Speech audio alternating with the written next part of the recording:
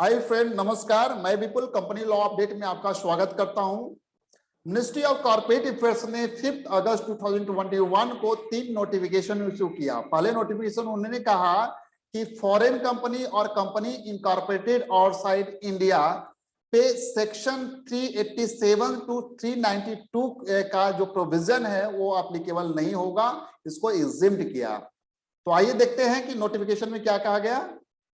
एक सेक्शन है 393 है जिसको इंसर्ट किया गया कंपनीज अमेंडमेंट एक्ट 2020 से, जो इफेक्ट में था 22 जनवरी 2021 से।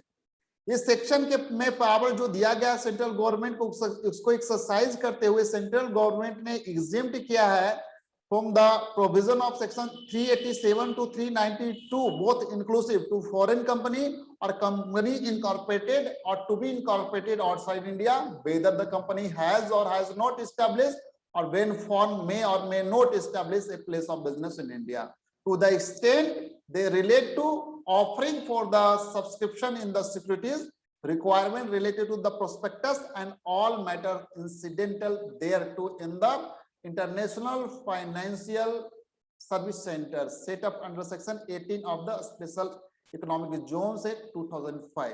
तो यहाँ पर सेक्शन 387 टू 392 के प्रोविजन से एग्जिम्ड किया है। ये देखते हैं सेक्शन 387 में dating of the prospectus and particulars contain in prospectus, and 388 में provision as to expert consent and allotment, and 89 में रजिस्ट्रेशन ऑफ द प्रोस्पेक्टस, 390 में offer of Indian depository receipt, 391 में application of section 34 to 36 and chapter 20 binding up, and 392 punishment for the contravention.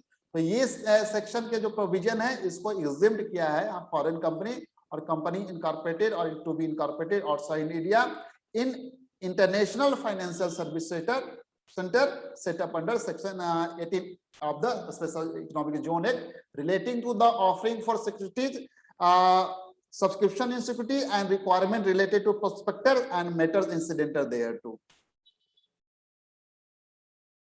इसके बाद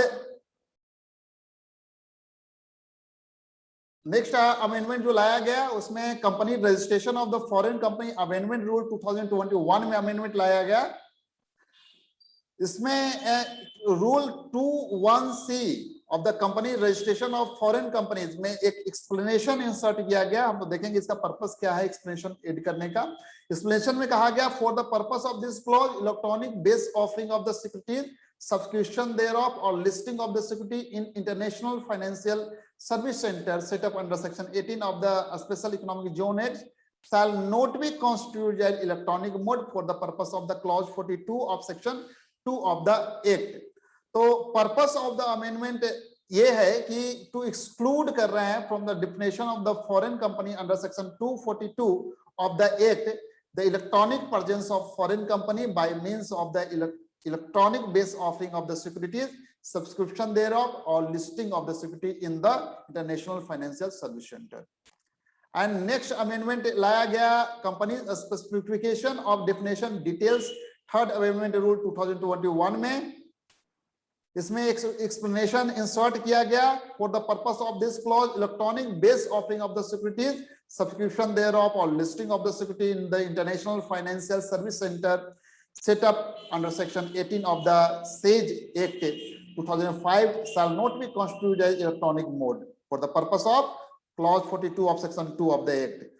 Purpose of the amendment to exclude from the definition of the foreign company under section 2 clause 42 of the Act the electronic presence of a foreign company by means of the electronic based offering of the securities, subscription thereof or listing of security in the international financial service center।